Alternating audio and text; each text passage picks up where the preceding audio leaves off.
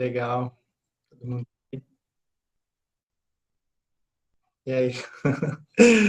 Muito bom ver vocês aí. Obrigado, Flá.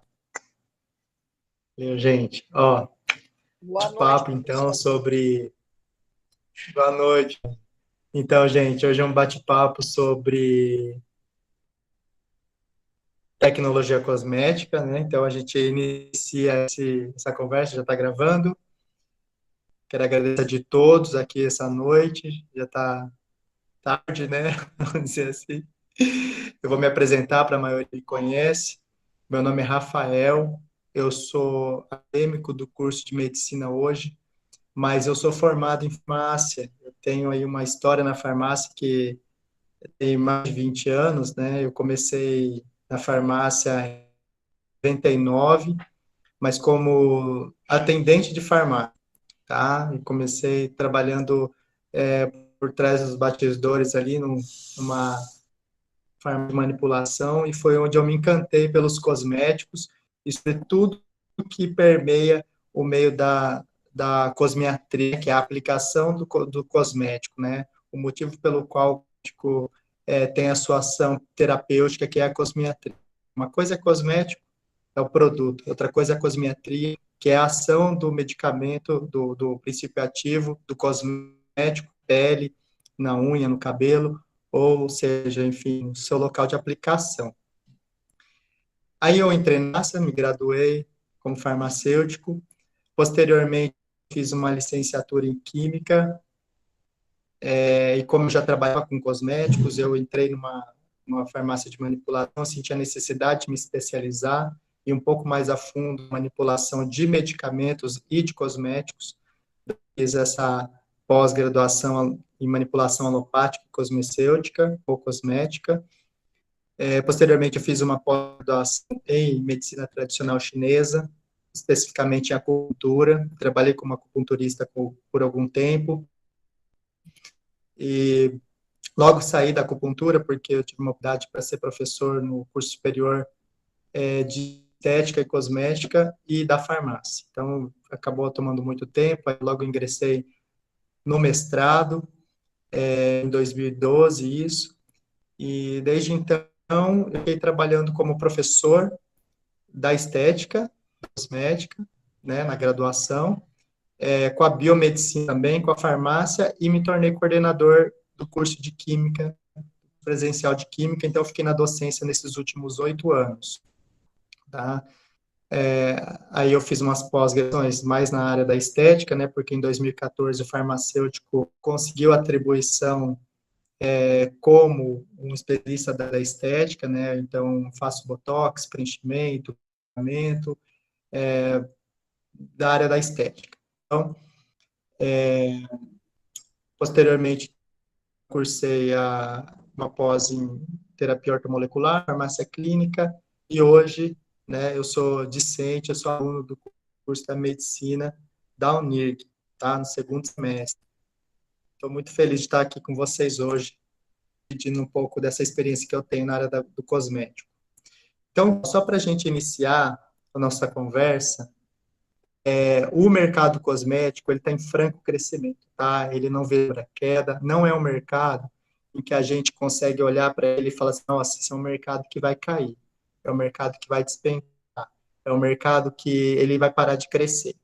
Diferente do mercado automobilístico, onde a gente vê uma produção de carro aumentando, diminuindo, carros deixando de vender, ou às vezes um crescimento nas vendas, aquela oscilação do mercado, a estética e a cosmética não tem isso. Ou o mercado imobiliário, né, que teve um boom, depois ele caiu, agora ele está crescendo de novo. Não, a estética e a cosmética ele não tem essa flutuação. Desde uns anos para cá, onde a estética e a cosmética começaram a cair na graça do público, né, ficar muito mais acessível, ela só tem crescido. Então, aqui, ó, eu trouxe para vocês uma publicação da Forbes, né? Essa publicação é recente, é de junho. Ela fala assim: o Brasil é o quarto maior do mercado de beleza e cuidados mundiais, pessoais do mundo. ele só traz dos Estados Unidos, da China e do Japão, tá? Bem, na categoria de fragrâncias, é o segundo no mercado, só perde para os americanos. E só 5 empresas no Brasil concentram metade do mercado cosmético, tá? A outra fatia, né, os 52,2% aí do mercado, né, quase metade desse outro mercado, é composto por quase 1.000 outras empresas, tá? Então, quem que detém essa metade do mercado brasileiro? Então, é o Grupo Natura, depois é o Grupo Boticário, o terceiro é o Unilever, o quarto é o L'Oréal, e o quinto é o Colgate-Palmolive, né, que são dessas empresas. E já o número das empresas registradas da Anvisa em 2018 era de quase 3.000 empresas, né, segundo a Associação Brasileira de Indústria e Higiene Pessoal, Perfumaria. Mas não para por aí. Para os últimos 5 anos, a Euromonitor International prevê 3 principais tendências globais norteando o mercado de beleza e cuidados pessoais, que é engajamento digital, posicionamentos éticos e atributos orgânicos e naturais, né? A gente tem sido muito esse mercado de orgânicos, de naturais, tá? Isso só tende a crescer. Vou fazer uma coisa aqui. Deixa eu ligar a câmera também. Então, com a câmera e com o slide, quem quiser. Não dá para dividir a tela, não sei fazer isso, então vai assim, tá? Quem quiser, tem ali meu rosto falando e tem aqui os slides. Então, no campo da digitação, multinacionais investem na presença das redes sociais, também inteligência artificial e realidade virtual, e aplicativos de beleza, usados por 39% dos usuários. Olha aí, gente, esse gráfico, né? Quanto o Brasil faturou em 2018 no mercado cosmético, no mercado de beleza, 30 bilhões de dólares, tá? Não é reais, é dólares, ó, 30 bilhões de dólares, sendo que os Estados Unidos em primeiro com quase 90 bilhões de dólares aí, seguidos da China e do Japão, tá? Então, o Brasil é o quarto mercado no cosmético. Isso é muito expressivo, gente. E olha essa outra aqui, ó,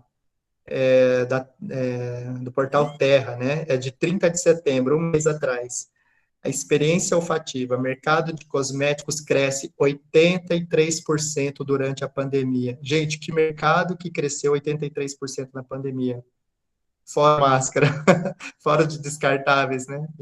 Mas é expressivo. Enquanto tem pessoas que podem julgar o mercado cosmético como uma coisa supérflua, as pessoas têm buscado cada vez mais os cosméticos aí. Então, a gente fez um apanhado de importância, né?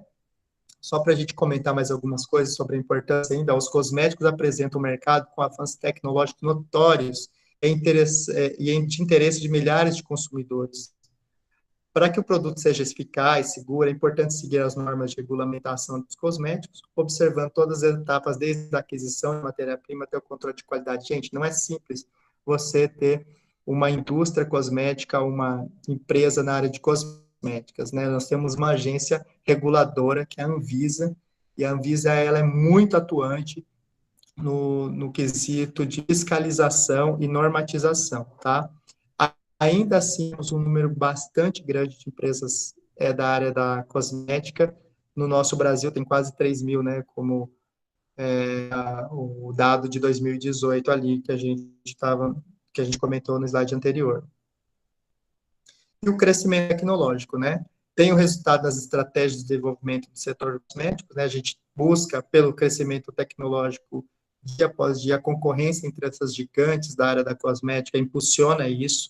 A busca por beleza também tem despertado o encanto público, né, o que aumenta o interesse também de diversas indústrias cosmecêuticas. Tá? Esse é um dado de 2010, um dado de 10 anos atrás, já vislumbrava esse crescimento tecnológico e essa busca pelos componentes cosméticos.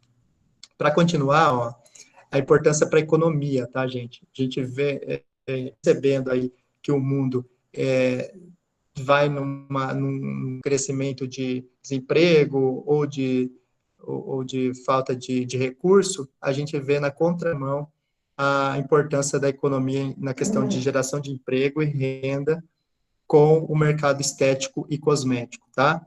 Ó, a indústria de cosméticos é de extrema importância para a economia de diversos países, claro, inclusive no Brasil. A ampliação da empresa no ramo contribui para a geração de empregos e aumento da renda no país. Pesquisa na área do sustentável para a fabricação de embalagens biodegradáveis vem se destacando. Olha que interessante esse último parágrafo aí, ó. A inovação em produtos que visam a sustentabilidade de produtos naturais tem sido uma das estratégias no ramo da cosmetologia, que é a área que estuda os médicos. O aprimoramento de produtos relacionados a óleos vegetais, frutas, sementes como fonte de matéria-prima é uma das formas de atrair o consumidor. Gente, tenha por base a Natura. Hoje a Natura é a primeira do Brasil, né? Tem até por base a Natura. O que a Natura fez de uns anos para cá? Ela desenvolveu produtos cosméticos com essa cara de produtos naturais, né? Ela misturava sementes abrasivas, né, para fazer o afinamento da pele, colocava óleos essenciais, óleos para deslizamento. Então, nós temos uma série de incrementos naturais no Brasil bastante grande. O que tem de interessante, né? Nós temos a Amazônia, nós temos a Mata Atlântica, nós temos o Cerrado, nós temos inúmeras fontes de matéria-prima para trabalhar, o que tem despertado o olhar do mundo todo para o Brasil, não é verdade? Quem mais nesse mundo inteiro tem a mão, né? Matérias-primas tão ricas e exuberantes como as nossas, né? Continuando. O avanço da dermatologia também, pessoal, porque não é só da cosmetria, não é só da cosmetologia, mas também o avanço da dermatologia, que é o profissional da saúde, dermatologista, né, profissional da saúde, que tem o atributo de fazer, né, os procedimentos mais invasivos também no paciente. Mas avançou demais a dermatologia. De um tempo para cá, hoje não é mais luxo ir num dermatologista, na é verdade? Talvez para algumas pessoas não seja a realidade, mas antes, uns 10 anos atrás, ir num dermatologista, né, passar no dermatologista era só porque você tinha um problema, uma doença de pele, e hoje não. Hoje o apelo é outro. Hoje o dermatologista, além de atender os problemas de pele, né, de saúde da pele, ele trata principalmente produtos da área a procura pelos procedimentos estéticos, né? Então, o avanço da dermatologia foi um dos fatores para a busca crescente por uma pele mais jovem e saudável, considerando que a pele é o órgão do corpo humano e precisa de cuidado específico, como hidratação, sendo também um dos meios de comunicação. A pele é o cartão de visita das pessoas, tanto de homens como de mulheres, né? Quando você olha para uma pessoa, a primeira coisa que você observa é a face, né? Principalmente, né? E aí, pele, unha, cabelo, tudo faz desse conjunto, desse cartão de visita que a gente tem apresentar para o interlocutor, para quem está conversando com a gente. Então, do que os cosméticos são feitos? Pessoal, uma infinidade de substâncias, né? Toda vez que você pega lá um produtinho na sua estante, no seu armário, na pia do seu banheiro, você olha lá aquele monte de letrinha pequena, ó. Quem está com a câmera, consegue ver pela câmera ligada aí, ó, consegue observar, né? Esse monte de letrinha minúscula que tem no seu cosmético, né? São esses produtinhos que a gente tem ali, ó. Corante, pigmento, agentes de perolização, né? Que deixa a base perolada, o aspecto visual do produto chamativo. As essências, né? Que exalam o odor, o perfume, o cheiro, né? Os agentes abrasivos para esfoliação, anti-espumantes, né? Os produtos que não deixam provocar espuma, porque a gente tem os espumógenos, os que provocam espuma, mas nós temos os agentes reguladores de espuma também. Os antioxidantes para o produto não oxidar, né? Não rancificar.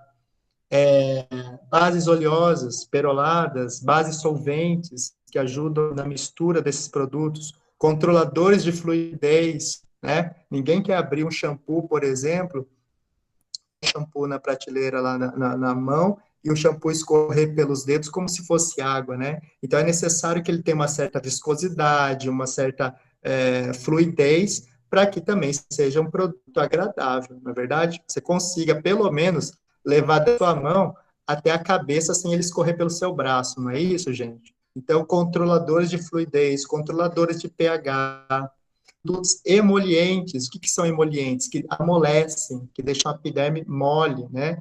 Que ajudam esse aspecto de deixar a pele macia, tá bom? Então, isso é emoliente. Emulsificantes, os emulsificantes, tensoativos e surfactantes são de uma classe de produtos dos cosméticos que eles deixam o produto água e o óleo ligado. Naturalmente, a água e óleo misturam, não é verdade? Ou eles se misturam por algum tempo e se separam logo em seguida, se a gente agitar. Fora isso, para eles conseguirem ficar juntos, a gente precisa de tensoativos que diminuem a tensão superficial da água e ajudam com que o óleo e a água se misturem. Então, os emulsificantes, aí, quando o óleo e a água se misturam, eles viram uma emulsão, tá? Então, os emulsionantes, emulsificantes, tensoativos ou surfactantes, eles trabalham da mesma forma, fazendo com que o óleo e a água se misturem. Então, todo creme, loção, sérum, eles têm uma parte de água e uma parte de óleo. Mas para que eles possam viver esse casamento, eles têm que ter emulsificante, ok? Espessantes, controladores de viscosidade, e de densidade também, os estabilizantes de espuma, sequestrante de íons, né, porque os elementos químicos conversam, né? Alguns se repelem, outros conseguem fazer a ligação química entre eles, né? Outros não. E o que que precisa? Precisa de produtos que sequestrem esses íons para fazer também com que esse produto ele tenha aderência, né? As moléculas se liguem.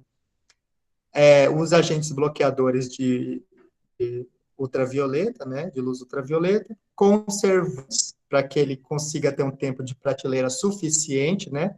Dentro do seu armário, dentro da sua prateleira, no seu banheiro.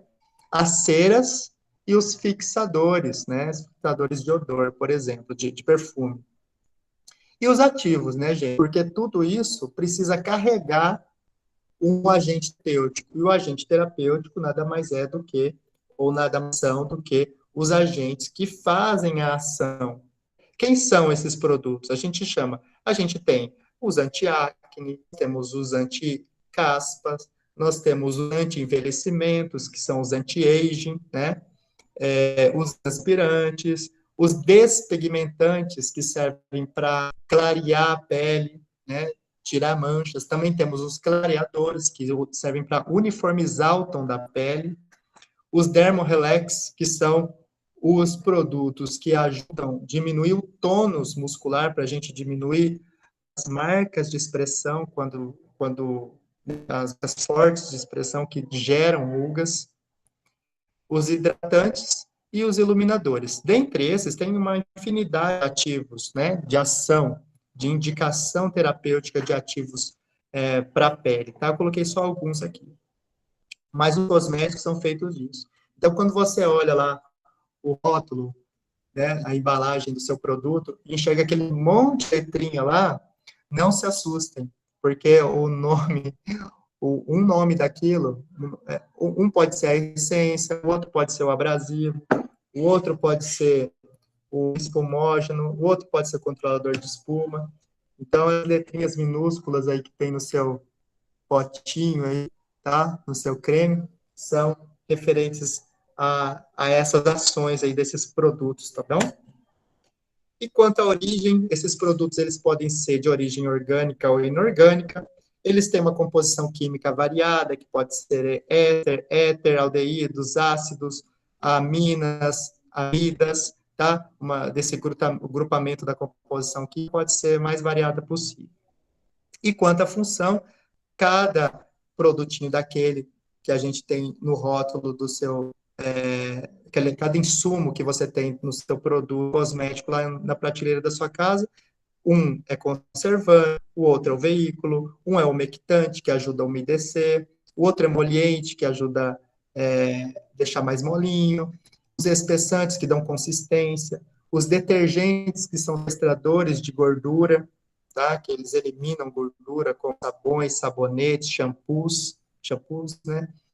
Os emulsionantes, que ajudam a formar as emulsões, as loções, os cremes, os espumantes fazem espuma, antioxidantes que aumentam o tempo de fileira do produto, que não deixa o produto oxidar, as fragrâncias que dão perfume, e os colorantes que dão cor ao cosmético, ok?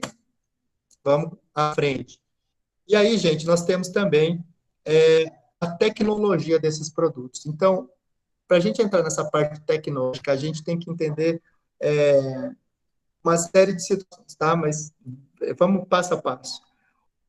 O sucesso do desenvolvimento de um produto cosmético, ele não depende só de escolher as matérias-primas corretamente. Ok, eu quero um produto anti-idade, então eu vou pegar um princípio ativo anti-idade e vou colocar num creme, numa base cremosa. Não, não é só isso.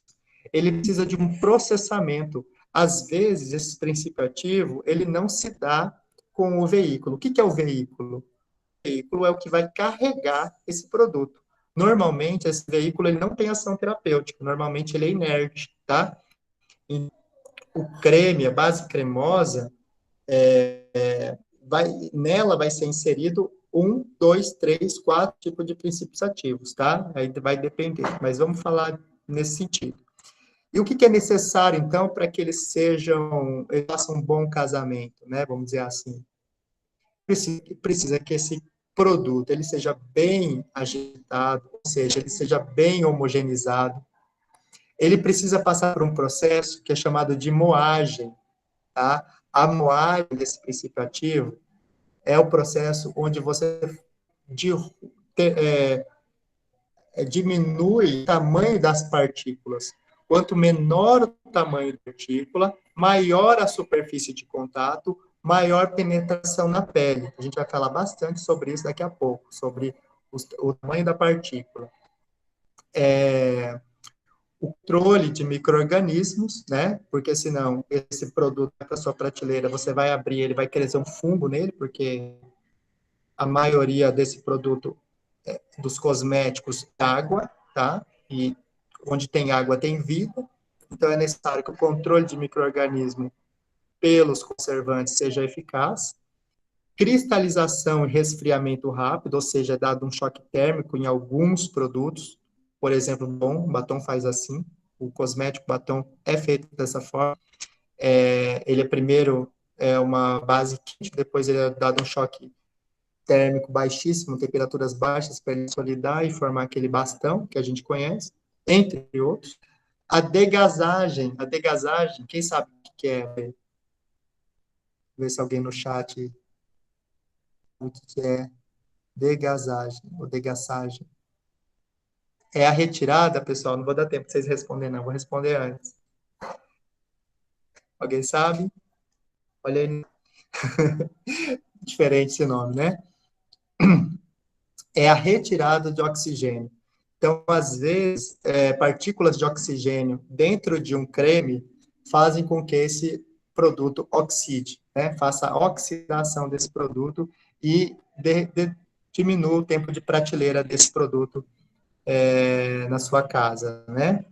Então, é um processo industrial para retirada do oxigênio desse creme. Filtração. A filtração também é um processo principalmente para retirar, reter partículas maiores, né? Para fazer o retentado, né? O retentado é o que fica retido no filtro, então ela tira partículas maiores. O tratamento da água, né? Não é com a água de torneira que você faz um cosmético, é uma água específica, é uma água que muitas vezes passa por 2 processos. O principal processo é o processo da filtração reversa, da osmose reversa, mas o principal é o de destilação. Então, a gente usa uma água destilada, que é uma água livre, minerais, livre de micro-organismos, para produzir um produto cosmético. E a embalagem, que é extremamente importante, né? A embalagem, ela dá forma ao produto, né? Forma o seu produto, ela chama atenção, ela tem um apelo de marketing também, e ela condiciona o seu produto para que ele também possa aguentar um tempo maior na prateleira. Não adianta, muitas vezes, a gente fazer um produto cosmético e ter uma embalagem transparente e o produto ser suscetível, por exemplo, à luz. Aí, ele vai rancificar, oxidar, vai estragar antes da hora. Ok? Adiante. Como os ativos penetram na pele? É uma boa pergunta, não é? A pele, ela tem o principal atributo da pele, todos nós conhecemos, né? Que é proteção. A pele, o atributo é proteção. Tem outros, mas o principal é proteção. Sendo a pele principal atributo dela de proteção, como é que eu vou colocar um produto nela e vou esperar com que ele penetre na nossa pele? Como que a pele consegue distinguir o que é um produto tóxico, um micro-organismo, um agente agressor, de um produto químico? O que é um produto químico, né? O cosmético, que é aplicado na pele. O que que é feito? Então, gente, daí que entra a tecnologia, daí que entra a, a tecnologia cosmética. É fazer com que esse princípio ativo consiga chegar no seu sítio de ação, que o principal deles é a derme que é bastante rica, a derme que é o alvo, tá? E como fazer para atravessar 5 estratos da epiderme, que é o extrato córneo, extrato lúcido, estiloso, extrato espinhoso e extrato basal ou germinativo, e atravessar a derme papilar e chegar na derme reticular, que é a derme mais rica que a gente tem, né? A gente tem alguns mecanismos, daqui a pouquinho a gente fala deles. Mas quais são as rotas, então? Como esses ativos vão penetrar na nossa pele? Existem algumas rotas de permeação. A primeira, pelos folículos polissebáceos, tá? Pilosebáceos, desculpe. Os folículos pilosos. Então, todo pelinho que sai na nossa pele, anexo a ele, tá? Está uma glândula sebácea, que expõe o seu conteúdo para o lado externo da epiderme, né? Então, os princípios ativos, os cremes, os géis, as loções, os sérums, eles conseguem fazer essa penetração pelos folículos pilosebáceos, por onde sai o pelo, por onde se origina o pelo. Esse é o primeiro. O segundo caminho é pelos ductos sudoríparos, né? Os ductos de suor, por onde sai a glândula, por onde é exposto, né, o conteúdo do suor. E a outra é pela camada, pela própria pele mesmo. Ou seja, é uma via, a gente chama de via transepidérmica, tá? Essa via, o princípio ativo, né, ele entrar ou fazer uma Xixé. penetração via Oi? Pode perguntar. Alguém ligou? Dionísio, sua câmera e seu áudio está ligado. Ah, pensei que era uma pergunta. Vamos continuar? Então, gente, se Vou vocês desligar aqui. tiverem uma para me interromper, Tá, desculpa, acontece. pronto. Ó, se vocês precisarem de alguma coisa, quiserem me interromper, fiquem à vontade, tá? Então, nós temos aí a via transepidérmica, onde ou esse princípio ativo ele vai passar intracelular ou entre as células, intercelular, ok? Vamos falar de cada via aí. A via transepidérmica, então, quando o princípio ativo atravessa pelo meio intracelular, as moléculas elas passam dos curiócitos, tá?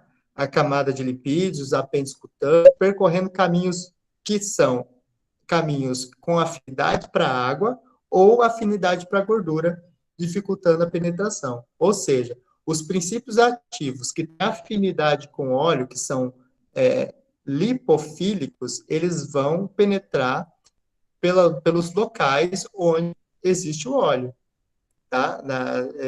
Nessa camada. Ou os que estão de ligação ou com a água, que são os hidrofílicos, eles vão conseguir permear por esse sentido.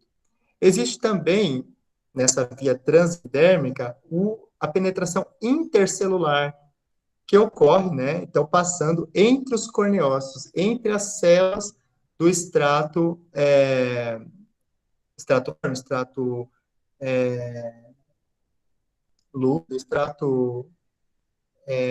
espinhoso e extrato granuloso e basal. A gente tem uma figurinha aí, ó, vocês conseguem, tem uma figurinha de uma parede, né, de tijolos ali, componentes de tijolo. Entre os tijolos a gente tem o cimento e do lado a gente tem o extrato córneo ali como um exemplo, fazendo uma comparação entre uma parede, né, com tijolos e os estratos da nossa epiderme.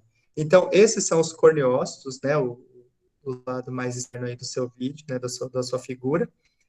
E os princípios ativos vão ser carreados entre as células. Quando ele percorre esse caminho entre as células, essa via transepidérmica é a via intercelular.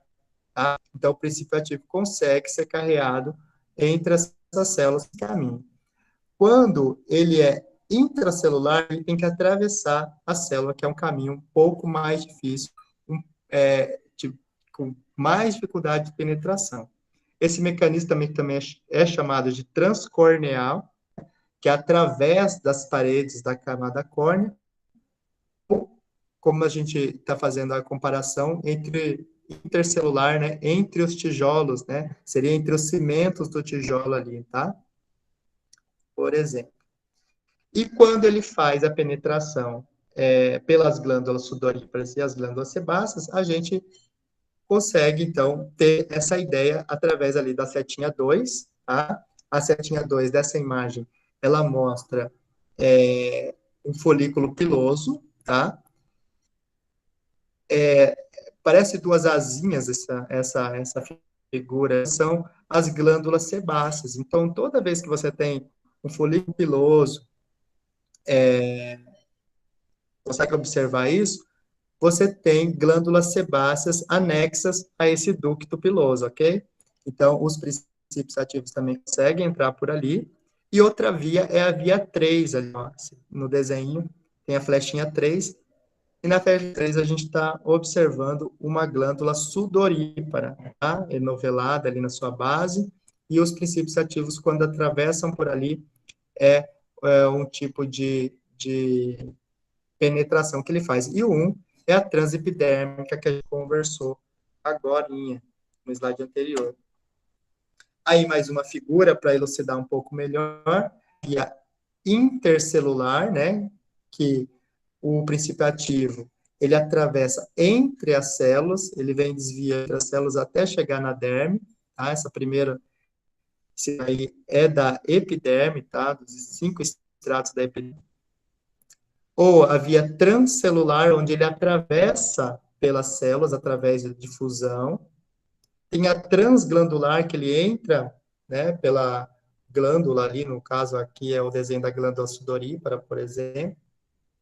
E aí ele faz essa penetração e consegue chegar até a derme. E a transfolicular, que ele passa pelo bulbo piloso, né, atravessa o canalículo piloso ali, e consegue chegar até a derme. E alguns fatores que influenciam, né, gente? Nem todo princípio ativo consegue entrar com tanta facilidade assim. Existem algumas condições que favorecem ou não a penetração desses ativos. Então, depende da área, região anatômica onde é aplicado. Existe a pele grossa e a pele fina, né? Nós temos as duas regiões do corpo onde a pele é grossa, que é a palma da mão e a planta dos pés. Fora isso, todo o restante é a pele fina.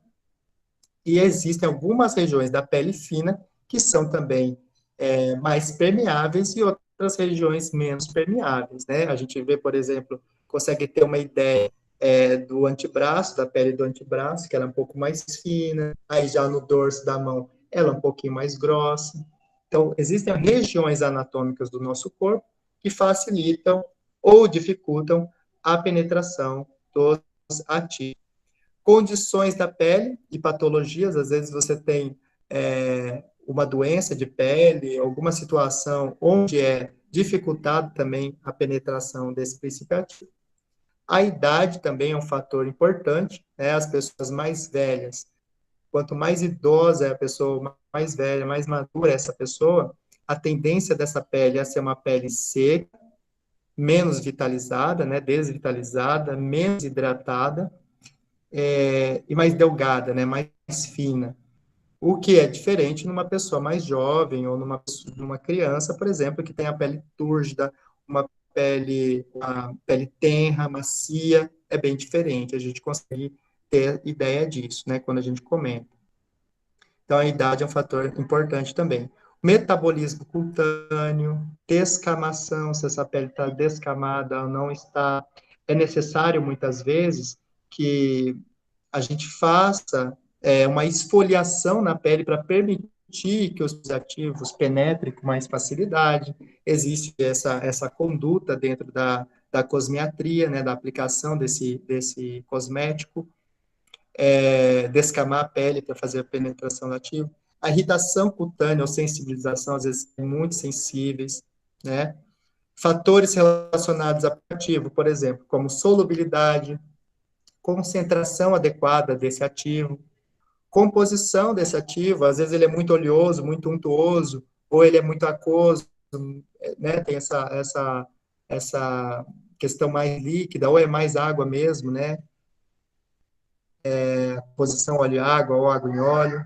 O pH do produto, né? A gente também tem pHs diferentes ao longo do nosso corpo. Por exemplo, a mucosa vaginal, um pH mais baixo, a pele tem um pH por volta de 6 e pouco, a pele do dorso, né, em geral, tem um pH por volta de 6. Quanto mais próximo do pH, onde for aplicado, se tiver fórmula que você vai aplicar, né, o seu creme, o seu gel, enfim, melhor é. Né? Quanto mais discrepante esse pH, mais irritação esse produto vai ocasionar à sua pele, ok? Só uma... O tamanho da partícula, que faz toda a diferença, que é o nosso próximo assunto, depois desse slide, e a presença de promotores de absorção. Quem são os promotores de absorção? São os veículos que ajudam a carregar esse produto, a carregar esse produto e fazer com que ele chegue até o seu sítio de ação. Vamos falar deles agora. Promotores da absorção cutânea e veiculadores ativos. Qual que é a função desses veículos? Tá? Melhorar a liberação do fármaco a partir da penetração, da pré-farmacêutica transdérmica. Então, eles melhoram a liberação, fazendo com que eles sejam depositados continuamente na pele por um tempo. Aumentar o fluxo de fármaco através da pele ou recuperação prolongada, né? Existem veículos que eles ou deixam o fármaco ser dispersado na hora ou prolongam esse tempo, fazendo com que esse fármaco seja liberado continuamente. Aumentar a liberação localizada tópica ou nos tecidos alvos através da pele. Oi? Ah, tá. Acho que ele ligou o microfone ali. Ia perguntar. Beleza? Ó, aumentar a liberação, top. Então, às vezes, a gente precisa de um aplicativo que ele faça com que essa liberação seja rápida, essa liberação seja só tópica, só superfície da pele, ou ainda que ele consiga atingir alvos mais profundos, ou que ele consiga atingir... Alô? Oi, quer perguntar? Alguém ligou o microfone aí? Oi, Dionísio? Quer fazer uma pergunta?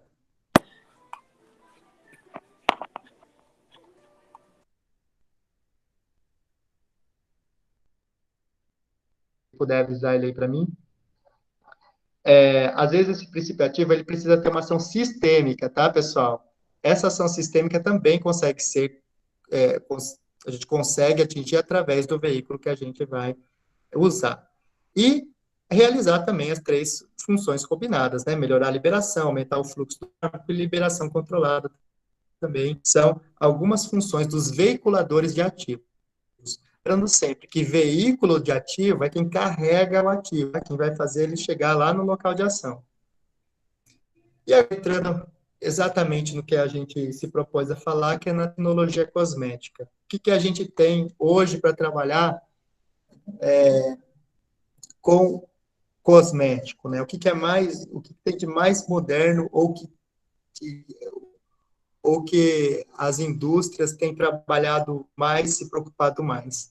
É transformar, gente, diante de tudo que a gente conversou, é transformar esse princípio ativo numa partícula tão pequena que ele consiga a barreira da pele. Basicamente é isso. Então é muito simples, é só isso, então. Mas fazer com que isso aconteça, que é o X da questão. Transformar produtos em tamanhos infinitamente pequenos, ou muito ínfimos, né? Uma muito pequeno, que é a dificuldade, é o grande X da questão da tecnométrica.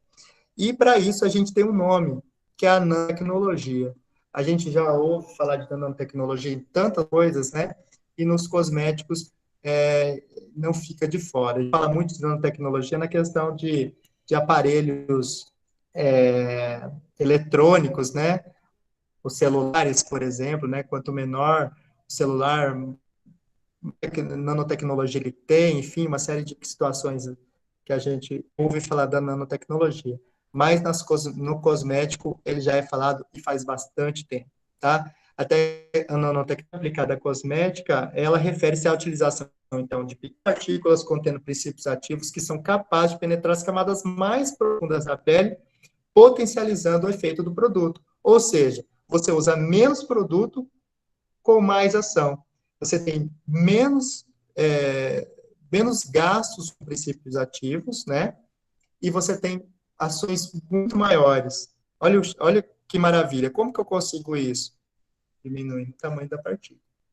O princípio dessa nova ciência é que os materiais nessa escala nanométrica podem apresentar propriedades químicas, propriedades físico-químicas e comportamentais diferentes daquelas em escalas maiores. Ou seja, você tem uma partícula maior, onde o extrato córneo retém ela, a pele retém ela, não deixa ela atravessar, e você para por aí. Agora, com a nanotecnologia, você consegue vetorizar, né, esse produto. O que é vetorizar esse produto? Ter certeza que ele vai ter aquela sequência na pele, que ela vai conseguir fazer aquela penetração e atingir o alvo ou o sítio de ação, que é a derme. Ou sistêmica também, né? Ou atingir corrente sanguínea também, que também é uma das uns atributos, tá? E o que é nanômetro, né? O nanômetro é a bilionésima parte de um metro, ou seja, 10 a menos 9 metros.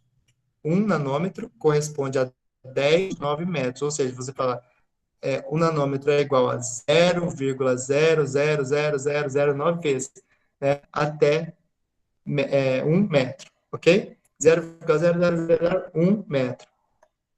9 casas depois da vírgula aí, tá? 10 a menos 9 metros. Partícula extremamente pequena, tá? Olha aí, gente. E a pele como barreira, como que é o comportamento disso, então? Então, na figura, estão evidenciadas então, as camadas da pele, o extrato córneo, granuloso, espinhoso e basal. Não está o extrato lúcido, porque o extrato lúcido, ele só aparece na pele grossa. Quando a gente observa o microscópio, a pele normal, a gente vê uma camada muito delgada, e a gente chama de camada que fica entre o extrato córneo e o extrato granuloso, extrato lúcido, tá? Fica hoje. Oi, Bianca.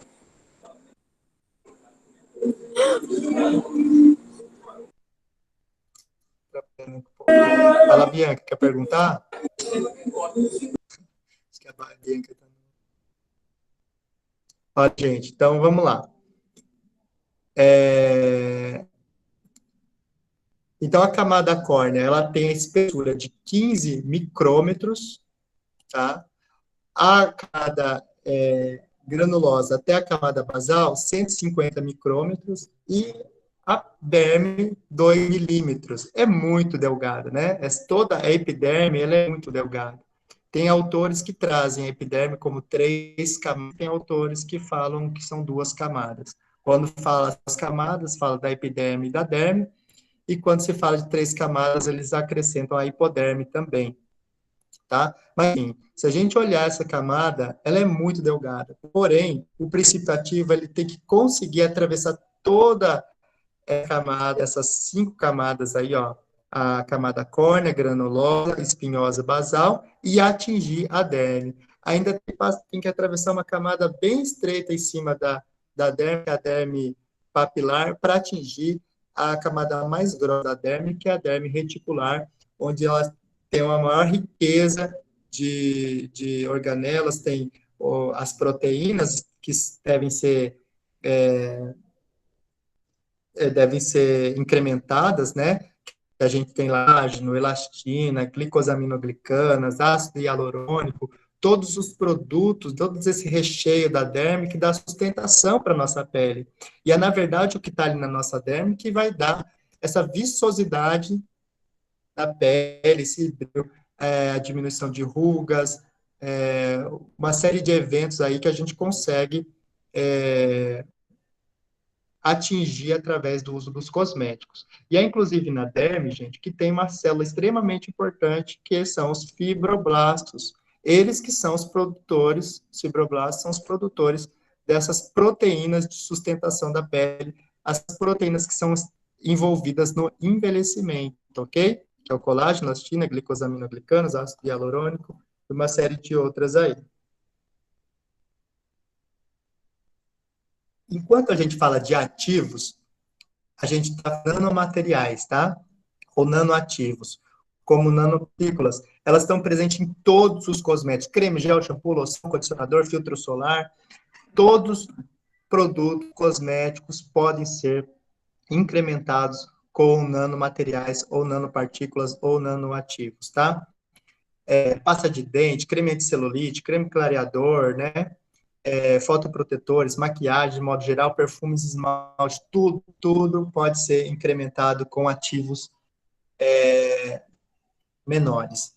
Então, a gente tem aqui 2 figuras, olha, o cosmético convencional e o cosmético com nanopartículas. A gente percebe a barreira da pele desfavorecendo a penetração desses ativos que têm uma molécula, são de tamanho muito maior, um peso molecular diferente dos nanocosméticos, que têm um peso molecular muito menor, um tamanho físico muito menor, e consegue fazer essa penetração de uma forma muito mais eficaz, atingindo a derme, o alvo, né, de ação. Lembrando, na epiderme não tem vaso, a epiderme é avular, ela não tem irrigação, e a irrigação ela acontece, ela começa ali na derme, e aí subcutâneo também, assim, aumentando o calibre da sua vascularização.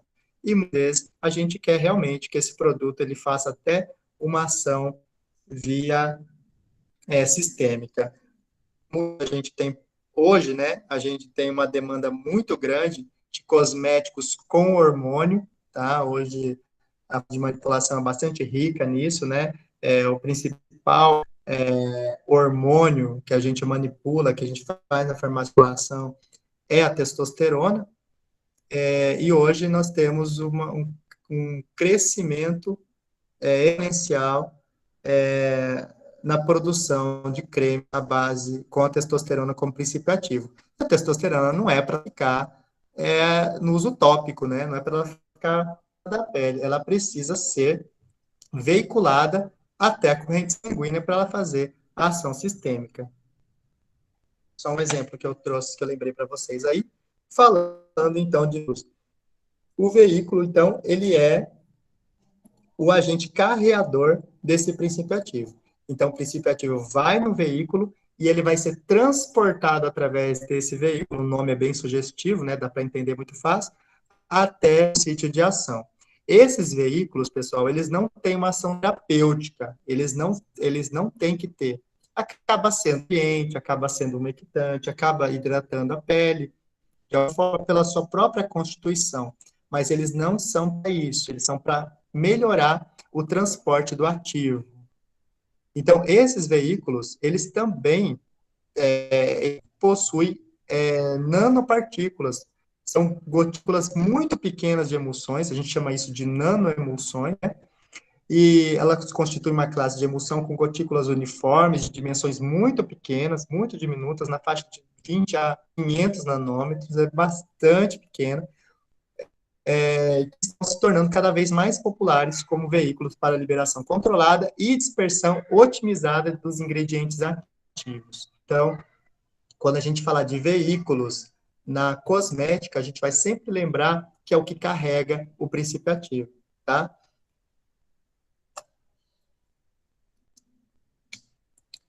E as nossas apostas e tendências aí, pelo que o mercado cosmético tem passado. O que se discute mais hoje no mercado cosmético em relação ao futuro, em relação a novas tecnologias, tá? Os produtos relacionados com a microbiota, com o microbioma da pele. Então, a gente sabe que por superfície da nossa pele tem uma população enorme de micro-organismos, muito grande de micro-organismos. Hoje tem se estudado cada vez mais sobre os microbiomas, tá? As microbiotas, tanto intestinal quanto epidérmica, e essa microbiota epidérmica, ela positiva, né? Ela cuida da nossa pele, ela ajuda como fator de proteção também. E o que tem se procurado são ativos que formem um sinergismo, ou seja, potencialize a ação de defesa da pele, ou potencialize o incremento qualquer que você colocar nessa pele. Então, o estudo dessa microbiota, desse microbioma epidérmico, tem sido o que tem de mais novo, tendências mais novas para os cosméticos inteligentes. Que interessante, né? Um cosmético que ele vai trabalhar com um material vivo que você tem permanentemente aí, o manto epicutâneo, essa microbiota que povoa toda a sua pele, e ele consegue interagir com isso e formar um sinergismo. Olha que coisa mais inteligente, que coisa mais impressionante que a tecnologia cosmética, o caminho para que a tecnologia cosmética tem trilhado, né? Outro ponto bastante interessante, são três, né? A epigenética. A epigenética é aquela condição onde você consegue alterar, para melhor ou para pior, o seu DNA. Então, ou seja, a questão de você ter uma condição genética, porque o seu pai é assim, porque sua mãe é assim, isso pode ser alterado dependendo do seu estilo de vida, ok? Não é porque vocês têm uma doença hereditária, sua família tem uma doença hereditária, que você tem que ter essa... Não, você pode mudar isso. Então, a epigenética, ela vem com esse viés, né? Ele vem com essa proposta, onde o seu estilo de vida, o que você come, a atividade física que você pratica, a condição emocional que você tem, pode alterar o seu DNA, se não desenvolver determinada doença, alguma coisa nesse. Então, a epigenética, né, com tecnologias que atuam em mecanismos que envolvem o DNA e o microRNA. E o terceiro, que para mim é o mais viável, uma coisa que já vem acontecendo há muito tempo, as empresas que se atentaram a isso, que usaram da sua tecnologia para promover isso, são as que estão no top hoje, né? O top das marcas hoje, como a Natura, é o uso de produto de origem vegetal, né? Produtos que a gente tem aí na nossa flora, né? Riquíssima, e que ainda não foi minimamente explorada. a gente tem condições de explorar muito mais, de conhecer muito mais sobre os fitoterápicos, os extratos que a gente pode tirar dessa, dessa matriz. Opa, deixa eu voltar aqui. Ixi, tem muito, gente. Acabou não, tinha mais um. Os dados que a gente pode tirar dessa terra, né, dessas plantas, e que trazem a gente um benefício muito grande. Então, a Natura, o mercado estrangeiro está de olho nisso, tá? Eles estão cada vez mais com pesquisas no território, porque o Brasil é o maior bioma do mundo, né? A gente tem o maior bioma do mundo, a gente tem a floresta amazônica, a gente tem o Cerrado, a gente tem a Mata Atlântica, a gente tem a Caatinga, a gente tem, nós estamos num país continental, a gente tem uma diversidade tremenda, né, para a gente poder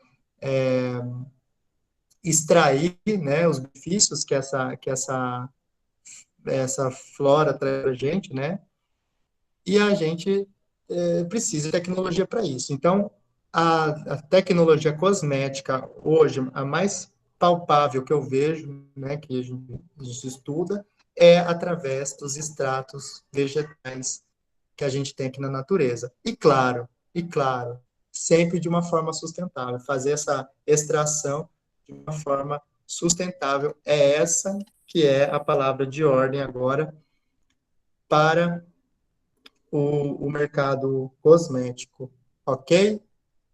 Gente, olha, uma horinha de palestra, acho que eu não quis me alongar muito também, porque, ó, vai dar 10 horas já, né?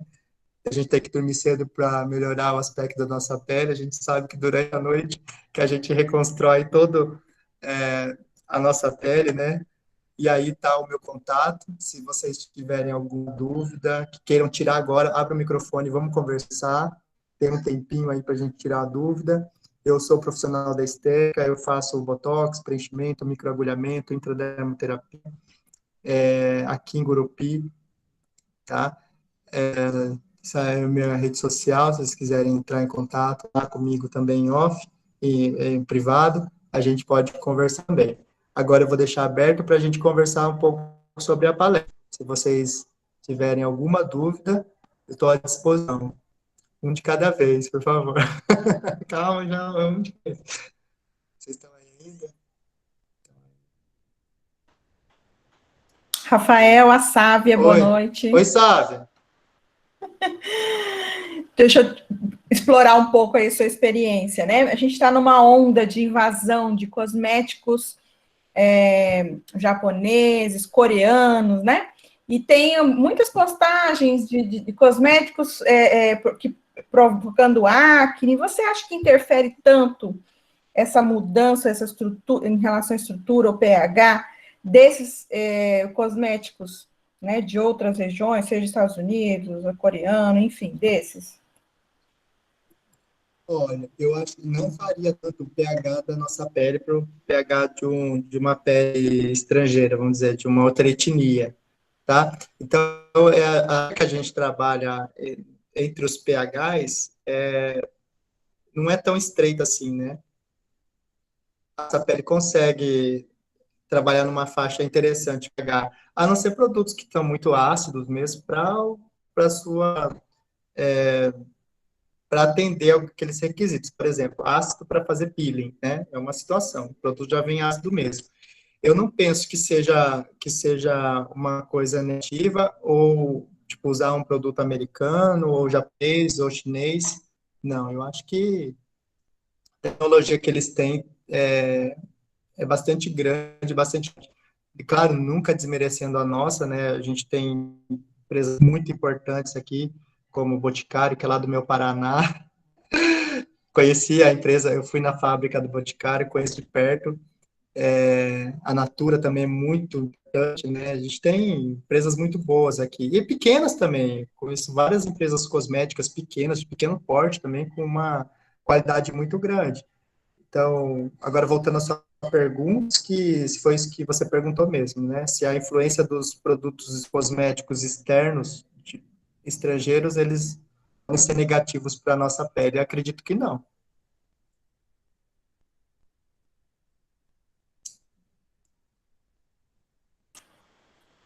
É legal, porque de repente dá até uma pesquisa Foi isso mesmo? bacana. Isso, não, Dá, sempre vamos ver.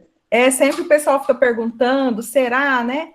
E a gente tem, às vezes, mania de querer desmerecer o nosso e querer o produto externo, né? E lá fora, esse produto nosso, Natura Boticário, ele é tão referenciado, né? Todo mundo quer ter um É, pouco. Eu já viajei e muita gente falava assim, é traz verdade. Natura para mim, né? E é bem bacana a gente ver isso. É verdade.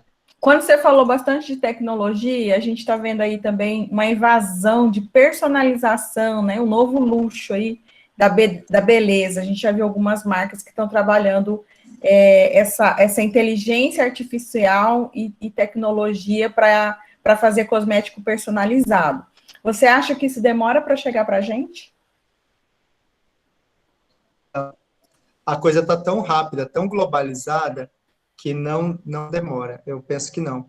O, o Bogário mesmo, ele está na vanguarda disso, né? Ele está trabalhando com uma empresa francesa, né? E ele foi uma das primeiras marcas a ter os cosméticos, os nano, né? Foi há 10 anos atrás, eu acho, há muito tempo, que eles lançaram os primeiros nano cosméticos. E essa corrida, Sávia, essa corrida é muito louca. Eu fiz uma vez fui num simpósio em Curitiba e estava cheio, só tinha farmacêutico do Boticário lá. E então, eles têm é uma corrida muito doida, a gente não tem nem ideia, porque eles dormem, né? Acho que eles ficam o dia inteiro atrás disso, buscando coisas novas, sabe? Então, o que for criado ou conhecido lá na Rússia, nos Estados Unidos ou no Japão, enfim, no outro dia a gente já sabe fazer aqui. Então, eu acho que não demora não, viu? Legal. Lorena Santos aqui no chat, falando, comentando Ah, sobre os produtos asiáticos, aqueles cremes que super clareiam a pele de forma instantânea. Que ativo tem esses produtos? os de fórmula instantânea, eles têm os Dermo Relax, né? Os que tem aquela ação. Vou dar um exemplo para vocês. Não sei se vocês conhecem aquele o Ageless. Sim, Você pá, né? Ele tem um efeito anti-rugas, duração de mais ou menos. São dermorelax, são produtos que fazem o relaxamento momentâneo, bloqueia momentaneamente, alguns bloqueiam momentaneamente a acetilcolina para fazer a contração muscular, outros agem a nível de epiderme mesmo, contração da pele, e, e é isso. Eu acho que, será que foi isso que ela perguntou? Não consigo ler aqui. ela queria saber o ativo, né? Depende da marca O aí, mas segredo, tem tantos, né? Eu acho que é, o DMAI, né, ele tem essa ação de favorecer a questão da acetilcolina. Eu não consigo lembrar, os não, um ativo assim tão clareadores, né? instantâneo. Na realidade, ela quis falar mais dos clareadores. Aí vai depender da via, né? Da melanogênese que Ó, vai depende, atuar. isso. Na questão dos clareadores, a gente tem três, né? Ou a gente inibe a tirosinase, que está na cascata da pigmentação, é uma ação. A segunda ação, ou a gente pode inibir também, um outro ativo, e a migração dos melanócitos que carregam a melanina até os corneócitos, ou você tem aquela da, da redução na produção mesmo da melatonina, desculpa, da melanina no melanócito. Então, são três ações ali. Você pode usar três ativos diferentes, um para cada frente de ação, para você ter um bom benefício, um benefício excelente despigmentar, né?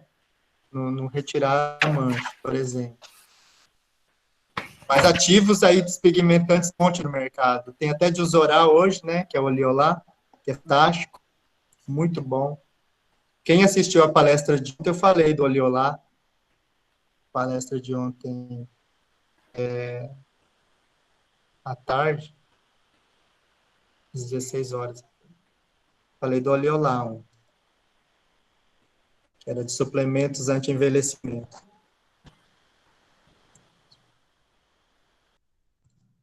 Ontem a gente falou mais de ativos, ontem foi mais para falar dos ativos mesmo, a ação de ativos. A gente pode até, vai ter um simpósio da estética, que eu fui convidado, acho que dia 6, eu acho, sabe? Daí eu posso trazer abordagem daí, né, para falar mais de ativos. Ainda a gente não definiu o tema, né? De repente pode ser mais para envolvendo ativos, né? Que é uma dúvida mesmo que a maioria das pessoas tem. E sugestões de fórmulas, e, enfim, foi o que a gente conversou ontem à tarde ali na palestra de suplementação nutricional anti-envelhecimento. Vamos fechar com a LAD, então.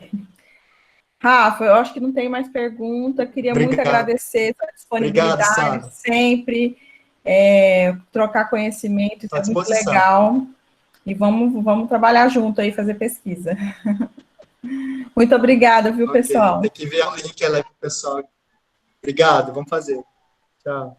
Obrigado mesmo. Tchau, tchau.